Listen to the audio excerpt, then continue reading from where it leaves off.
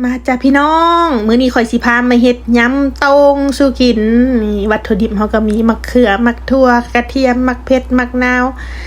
มีซีนแป้งนัวน้ำตาลกะปิมะแข้งน่ะนี่เห็นบ่ตามนี้เลยเครื่องจากนั้นหลังจากนั้นเฮาก็เอามะเขือน่ะมาซอยเป็น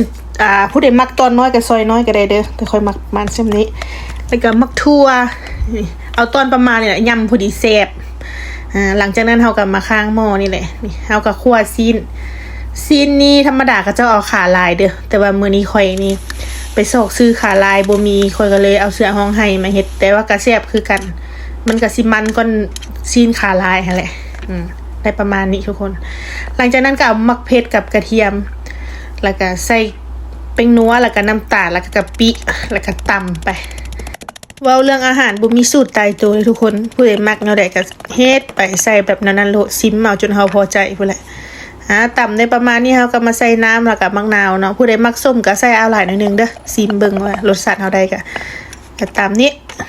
หลังจากนั้นเฮาก็เอาซีนลงแล้วก็มักถั่วมักแข้งแล้วก็มะเขือที่เฮาซอยไว้หั่นแล้วก็เครื่องที่เฮาตำหั่นเอามายวกใส่กันนี่คนจนมันเข้ากันพุ่นแหละ